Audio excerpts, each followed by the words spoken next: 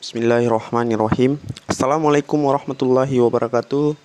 Salam sejahtera buat kita semua. Bersyukur kepada Allah, bersalawat kepada Nabi, dan berinteraksi kepada manusia. Nah, sebelumnya saya akan perkenalkan diri. Saya Kasman dengan Prodi Pendidikan Agama Islam. Akan memaparkan sebuah materi, yaitu sejarah sosiologi pendidikan. Dalam sejarah sosiologi pendidikan ada beberapa pembahasan yang kali ini saya akan paparkan. Yang pertama yaitu tokoh sosiologi, kemudian tokoh-tokoh sosiologi pendidikan, kemudian paradigma sosiologi pendidikan.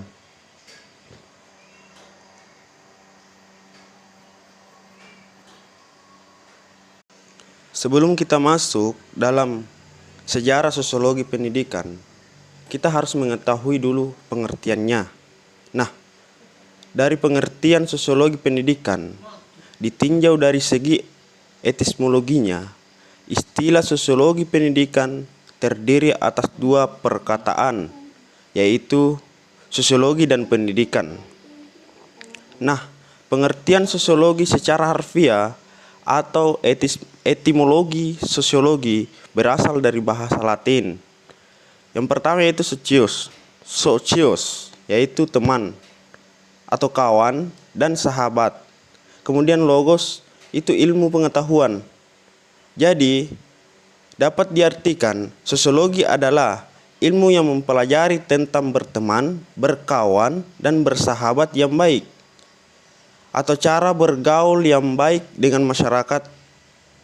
Nah, sedangkan pendidikan ialah terjemahan dari bahasa Yunani, yaitu paidagogie. Paidagogie asal katanya pais yang berarti anak, dan again berarti membimbing. Jadi paidagogie berarti bimbingan yang diberikan kepada anak. Kemudian kita masuk dalam sejarah sosiologi pendidikan. Nah, sejak manusia dilahirkan, secara tidak sadar atau sadar, sesungguhnya ia telah belajar dan berkembang dengan hubungan sosial, yaitu antara hubungan manusia dengan masyarakat. Pada abad 18, para ahli filsafat pencerahan dengan menekankan peranan akal budi dalam memahami perilaku manusia dan memberikan landasan hukum dan organisasi negara. Mereka lebih menekankan pemikiran yang bergaya skolatis dan dogmatis, yang mana perilaku manusia dan organisasi masyarakat tersebut sudah dijelaskan dalam hubungan dengan kepercayaan yang sama, atau disebut dengan kepercayaan agama. Nah, dari latar belakang yang mempengaruhi proses kelahiran sosiologi ialah perubahan dan krisisnya terjadi di Eropa Barat. Hal ini ditandai dengan kemunculan kapitalisme, perubahan bidang sosial dan politik, perubahan dengan reformasi Martin Luther, meningkatnya individualisme, lahirnya ilmu pengetahuan modern, berkembangnya kepercayaan terhadap diri sendiri, dan revolusi individu itu pada abad ke-18, serta terjadi revolusi Prancis. Nah, itu tadi sejarah sosiologi secara singkat. Kemudian kita masuk di tokoh sosiologi. Yang pertama yaitu Ibnu Khaldun.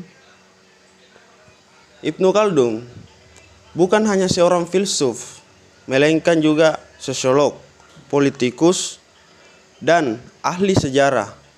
Sosiologi menurutnya merupakan sarana untuk memahami sejarah dan konsep sosial masyarakat pada suatu generasi. Proses perubahan dalam suatu masyarakat, faktor dan pengaruhnya dalam peta peradaban suatu bangsa.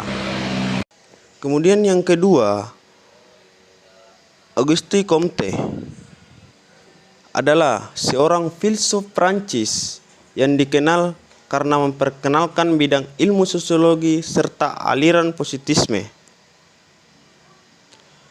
Melalui prinsip positivisme,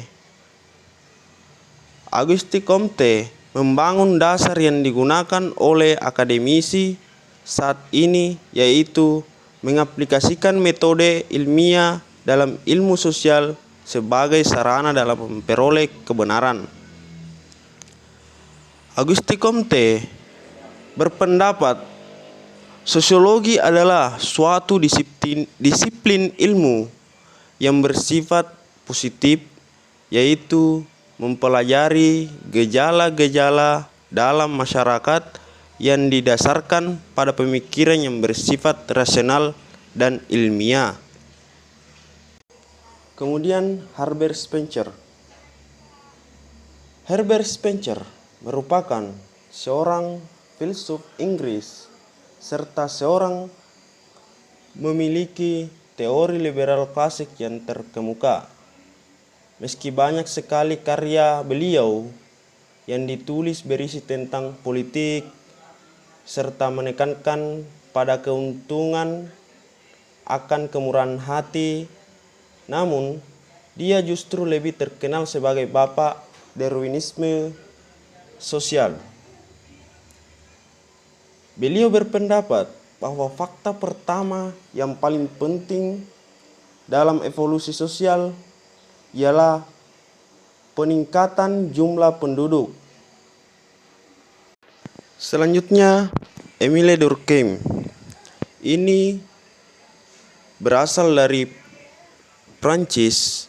Émile Durkheim adalah seorang sosiolog Prancis yang menonjol pada akhir abad ke-19 dan awal abad ke-20 bersama dengan Karl Marx dan Max Weber. Ia dianggap sebagai salah satu pendiri utama sosiologi modern. Namun, Durkheim berpendapat sosiologi dan filsafat memiliki keunggulan dibandingkan filsafat karena metode sosiologisnya menyediakan sarana untuk mempelajari pertanyaan filosofi secara empiris daripada metafisik atau teoritis. Akibatnya, Durkheim sering menggunakan sosiologi untuk mendekati topik yang secara tradisional disediakan untuk menyelidiki filosofis. Nah, itu tadi tokoh sosiologi. Kemudian kita masuk di tokoh-tokoh sosiologi pendidikan. Yang pertama yaitu Lester Van Wart. Menurut Wart, kekuatan dinamis dalam gejala sosial adalah perasaan. Itu terwujud dari keinginan-keinginan dan kepentingan-kepentingan. Rasa lapar dan rasa cinta merupakan keinginan-keinginan yang kuat. Perasaan merupakan kekuatan individu. Karena interaksi berubah menjadi kekuatan sosial, kekuatan sosial mempunyai kemampuan untuk menggerakkan kecakapan manusia di dalam memenuhi tujuannya. Nah, Lester Van Wart juga ini adalah pejabat senior di sekolah yang menderita dan kemudian menjadi profesor di Brown University pada usia 65 dan menjadi presiden pertama dari American Sociological Selanjutnya, John Dewey. John Dewey ini adalah seorang filsuf dari Amerika Serikat yang menjadi salah satu perintis pemikiran pragmatisme. Ia dikenal sebagai kritikus sosial tentang pendidikan yang kemudian merintis dasar keilmuan di bidang psikologi pendidikan. Beliau lahir di Burlington pada tahun 1859 dan menempuh pendidikan di Baltimore.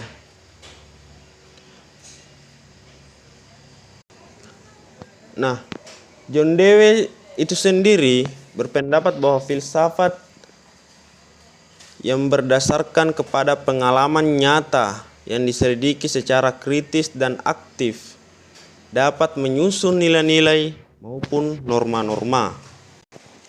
Nah, sekarang kita kembali ke Emile Durkheim yang tadinya adalah bapak sosiologi, kemudian dia juga termasuk bapak sosiologi pendidikan. Selanjutnya, Kari Mannheim. Kari Mannheim lahir di Budapest, Hongaria, 27 Maret 1893. Nah, beliau sendiri memberikan pengertian baru kepada istilah ideologi dan utopia. Istilah ideologi dan utopia sesuai dengan dasar-dasar pikirannya dalam usaha memperkenalkan gejala sosial di masa depan yang belum terjadi. Ideologi dan utopia adalah sama, dalam arti keduanya mereka merupakan gejala sosial di masa depan yang belum terjadi. Keduanya ini bukan merupakan data empiris. Selanjutnya kita masuk di George Paine, yaitu beliau berpendapat sosiologi pendidikan ialah ilmu sosiologi yang berusaha menjelaskan lembaga atau kelompok sosial dan proses sosial yang diperoleh dan dialami oleh individu, terutama yang secara khusus berkaitan dengan sistem pendidikan yang selalu berevolusi dan berubah. Nah, selanjutnya pembahasan yang terakhir yaitu paradigma sosiologi pendidikan. Nah, dari paradigma sosiologi pendidikan ini ada beberapa fakta, mulai dari fakta sosial, definisi sosial, perilaku sosial. Nah, dari paradigma dapat dipahami suatu asumsi-asumsi dasar dan asumsi-asumsi teoritis yang umumnya merupakan suatu sumber nilai. Konsekuensinya, hal itu merupakan suatu sumber hukum-hukum, metode, serta penerapan dalam ilmu pengetahuan sehingga sangat menentukan sifat, ciri, serta karakter ilmu pengetahuan itu sendiri.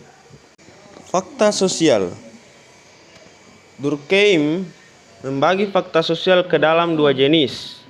Yang pertama yaitu dalam bentuk material, kemudian dalam bentuk non-material.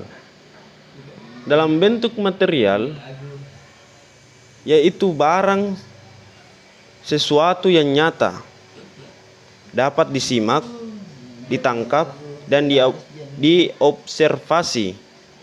Fakta sosial yang berbentuk material ini adalah bagian dari dunia nyata. Itu contohnya arsitektur dan norma hukum.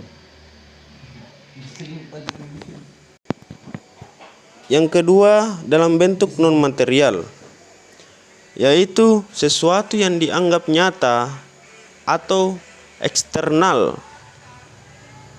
Fakta sosial jenis ini merupakan fenomena yang bersifat intersubjektif yang hanya dapat muncul dari kesadaran manusia.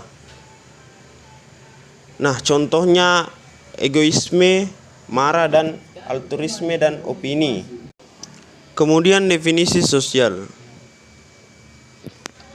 Max Weber itu sendiri sebagai tokoh paradigma ini mengartikan sosiologi sebagai suatu studi tentang tindakan sosial. Tindakan sosial antar hubungan sosial. Yang dimaksud tindakan sosial di sini adalah tindakan individu. Sepanjang tindakannya itu mempunyai makna atau arti subjektif bagi dirinya dan diarahkan kepada tindakan orang lain. Sebaliknya, tindakan individu yang diarahkan kepada benda mati atau objektif fisik semata tanpa dihubungkannya dengan tindakan orang lain bukan sejarah berkembangnya sosiologi pendidikan, merupakan tindakan sosial. Tindakan seseorang melempar batu ke sungai bukan tindakan sosial, tapi tindakan tersebut dapat berubah menjadi tindakan sosial kalau dengan melemparkannya batu tersebut menimbulkan reaksi dari orang lain, seperti mengganggu seseorang yang sedang memancing. Itu disebut dengan tindakan sosial. Kemudian perilaku sosial. Nah, paradigma perilaku sosial ini memusatkan perhatiannya kepada hubungan antar individu.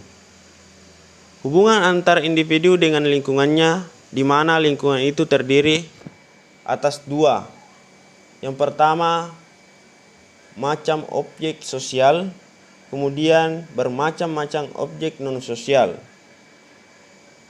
Kemudian prinsip yang menguasai antar hubungan individu dengan objek sosial adalah sama dengan prinsip yang menguasai hubungan antar individu dengan objek non-sosial. Pokok persoalan sosiologi menurut paradigma tingkah laku individu yang berlangsung dalam hubungannya dengan faktor-faktor lingkungan yang menghasilkan akibat-akibat atau perubahan dalam faktor lingkungan menimbulkan perubahan terhadap tingkah laku. Nah, itulah tadi pembahasan dari sosiologi pendidikan, mulai dari pengertian sosiologi pendidikan itu sendiri, kemudian sejarah sosiologi pendidikan, kemudian tokoh-tokoh sosiologi, kemudian tokoh-tokoh sosiologi pendidikan, dan yang terakhir paradigma sosiologi pendidikan mulai dari fakta sosial, definisi sosial, kemudian perilaku sosial. Ya, terima kasih. Akhir kata, mensana in corpore sano. Wassalamualaikum warahmatullahi wabarakatuh.